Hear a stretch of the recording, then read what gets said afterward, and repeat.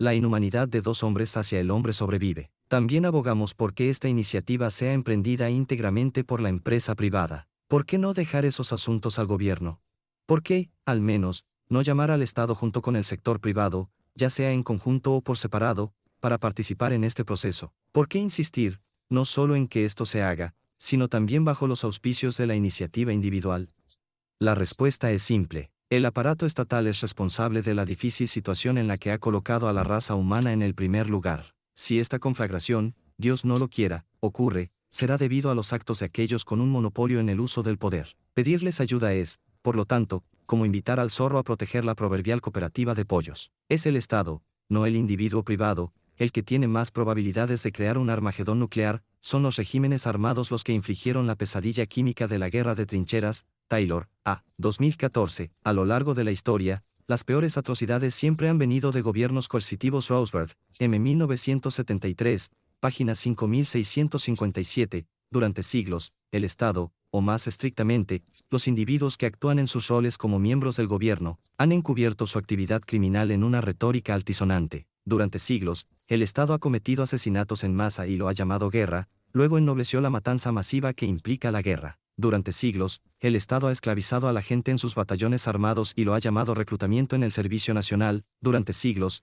el Estado ha robado a la gente a punta de bayoneta y lo ha llamado impuestos. De hecho, si desea saber cómo los libertarios consideran al Estado y cualquiera de sus actos, simplemente piense en el Estado como una banda criminal, y todas las actitudes libertarias lógicamente encajarán en su lugar. Esto no quiere decir que los particulares no puedan infligir lesiones graves a sus vecinos. Pueden y lo hacen. Pero intimidar a las personas para que adopten un comportamiento deseado es el modus operandi preeminente de los gobiernos. Iniciar la fuerza bruta contra los ciudadanos y experimentar la euforia de imponer la voluntad de uno sobre los demás es la motivación para los despóticos inclinados a ingresar al empleo gubernamental. El matón de la escuela golpea a sus compañeros de clase y con demasiada frecuencia disfruta de los sentimientos que deriva de su acción. Tal vez sus víctimas sufren algunos moretones o, en el peor de los casos, un hueso roto. La mayoría de las personas crecen y pelean astutamente en el patio de recreo. Tiranos, nunca lo hagan. Los sociópatas disfrutan tanto de las heridas que infligen que hacen que el patio de la escuela golpee su carrera. Es decir, se convierten en burócratas, políticos, presidentes, etc. El genocidio solo viene del Estado.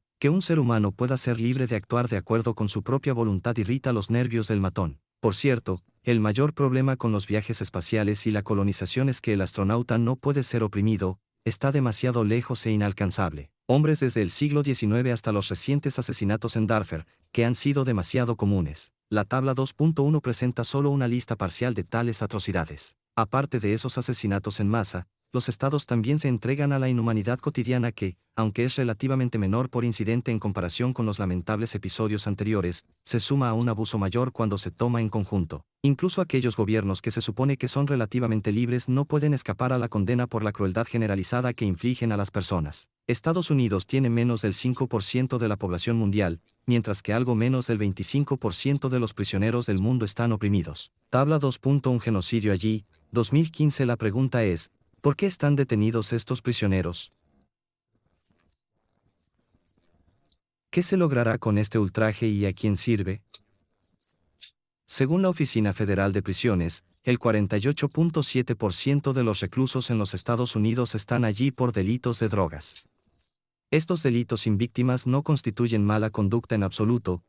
Casi la mitad de los presos han sido encerrados por no delitos, o meros delitos políticos que no violaron los derechos de nadie. Eso, por supuesto, es lo que hace que un acto sea criminal. El perpetrador tiene un rayo de hombres, hiere deliberadamente a su víctima para obtener ganancias. Pero se pone peor que eso. Los siguientes delitos más comunes de los reclusos son, en orden, armas, explosivos, incendio provocado, inmigración, delitos sexuales y extorsión, fraude y soborno. 6.3%, Oficina Federal de Prisiones 2015.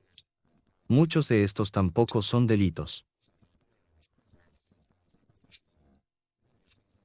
Con pocas excepciones, las armas y los explosivos, en el peor de los casos, pueden llamarse delitos políticos, pero no son delitos en sí mismos. De la misma manera, la inmigración no es criminal bajo la ley libertaria. 11. Por supuesto, hay delincuentes, a veces llamados coyotes, que toman dinero de los pobres que contratan para transportarlos a través de una junta nacional solo para abandonarlos en el desierto. Son culpables de secuestro, pero no son los inmigrantes. Y así sucede con muchos no delincuentes que se agrupan con unos pocos delincuentes reales. El objetivo de estos ataques a la humanidad es similar al del matón de la escuela primaria, sentirse superior a los vecinos y calmar las esferas de uno. Al definir a un gran número de personas como criminales, los tiránicos pueden controlarlos. Como Rand observó, ¿realmente pensaste que queríamos que se observaran esas leyes? Dijo el doctor Ferris, queremos que se rompan. No hay forma de gobernar a hombres inocentes. El único poder que tiene cualquier gobierno es el poder de tomar medidas enérgicas contra los delincuentes. Bueno, cuando no hay suficientes criminales uno los hace. Uno declara que tantas cosas son un crimen que se hace imposible para los hombres vivir sin violar las leyes. ¿Quién quiere una nación de ciudadanos respetuosos de la ley? ¿Qué hay en eso para alguien? Pero solo pasa el tipo de leyes que no se pueden observar, hacer cumplir o interpretar objetivamente y creas una nación de infractores de la ley y luego sacas provecho de la culpa. Ese es el sistema, señor Eardon, ese es el juego, y una vez que lo entienda, será mucho más fácil de tratar, es decir, mucho más fácil de controlar. Los autores de ordenanzas que definen delitos no penales desean el tipo de asunto apagado que se busca en el pasaje anterior. ¿Quién se beneficia de tener tanta gente en la cárcel? Legisladores, empleados estatales, abogados, agentes de la ley, guardias fronterizos y, en general, cualquier persona capaz de adoptar herederos superiores y obligar a quienes rodean las órdenes vacías de arco, raspado y jersey. En resumen, la inhumanidad del hombre hacia el hombre. 17. La abrumadora mayoría de los reclusos no han violado los derechos de nadie, sino que son víctimas inocentes de la malversación del Estado. Además de eso, hay aplicación de la ley. El ultraje que es la confiscación de activos civiles, Rothschild y Block 2016, corrompe a los departamentos de policía de los Estados Unidos y otros países de derecho consuetudinario.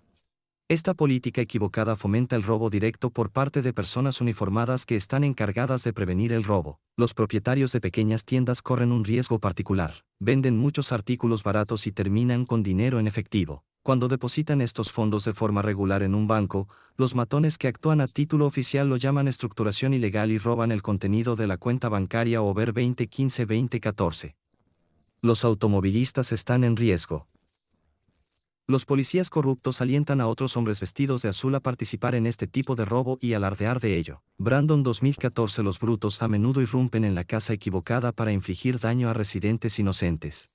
Un ejemplo es el caso de un bebé gravemente herido por una granada explosiva durante una incursión sin detonar. El equipo de intercambio intentó derribar una puerta sin previo aviso y, sin mirar primero, espolvorear el explosivo en la cara de un niño pequeño de 19 meses que dormía. Estos genios, que están bien entrenados en cómo manejar armas, no serán acusados de asalto o abuso infantil, al menos no localmente. O'Clock King 2014.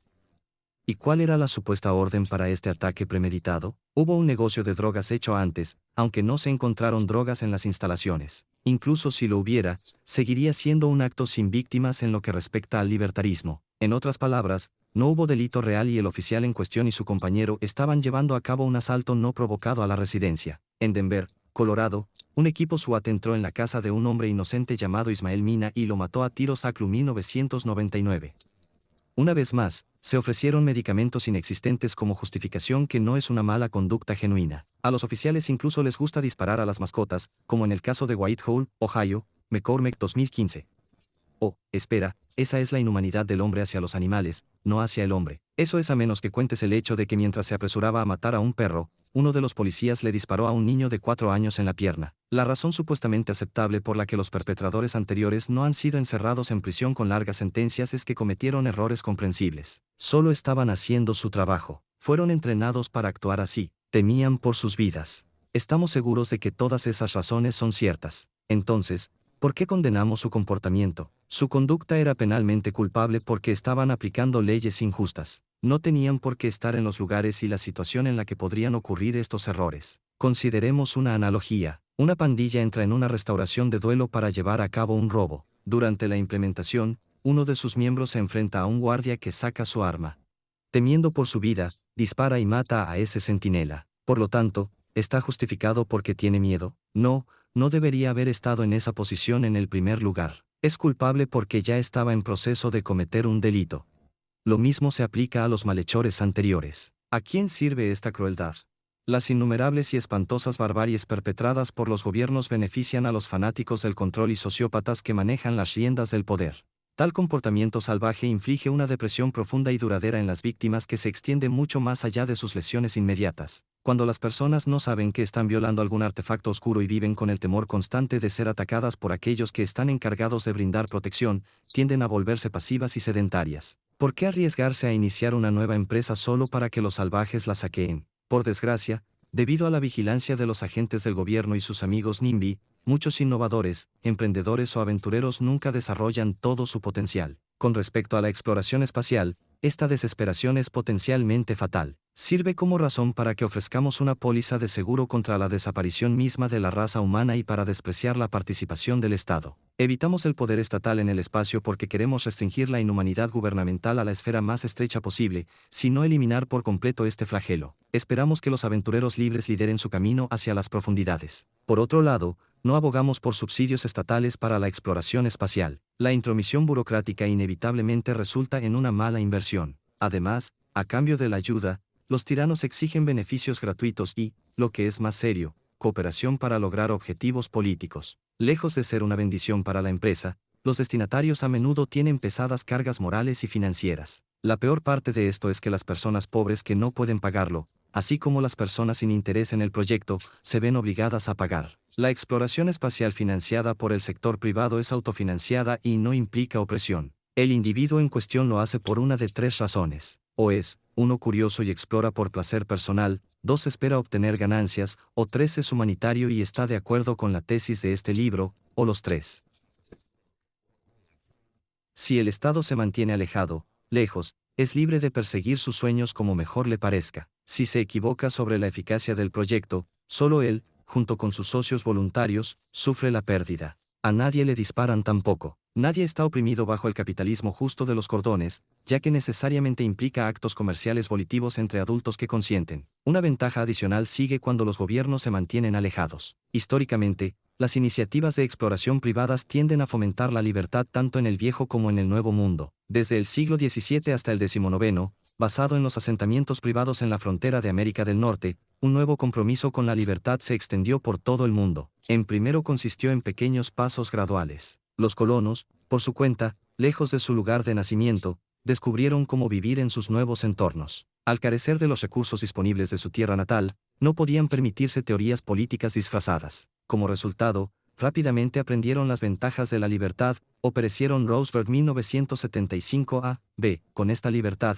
y sin su gobierno anterior como microgestión de cada uno de sus actos, prosperaron y se convirtieron en la envidia del mundo. En una especie de relación simbiótica con los pioneros, otros en el viejo mundo emularon a estas personas amantes de la libertad. Al observar estas realidades, los filósofos escribieron tratados para explicar cómo funciona la libertad. La libertad se extendió a muchas tierras en las que antes el pueblo había sido terriblemente oprimido. Eso está en marcado contraste con las iniciativas de exploración estatales. Comenzando con Colón, financiado por la reina Isabel, los conquistadores españoles y portugueses saquearon las camionetas nativas, mataron a los habitantes y robaron sus objetos de valor. 25. Los escritores de este libro esperan que los tiranos se queden en casa, que los espíritus libres exploren los planetas y las estrellas como mejor les parezca, y que la libertad recién descubierta se extienda por toda la Tierra. Esperamos con ansias el día en que la iniciativa espacial reduzca poderosamente la inhumanidad del hombre hacia el hombre al limitar los gobiernos e inspirar la libertad. Si no, entonces con la colonización de otros cuerpos celestes, al menos algunas personas escaparán. En los siguientes capítulos, exploramos cómo podría desarrollarse este ingenio. ¿Privatizar algo a tres cables? Introducción. Hay tres y solo tres formatos que los bienes pueden tomar en términos de propiedad.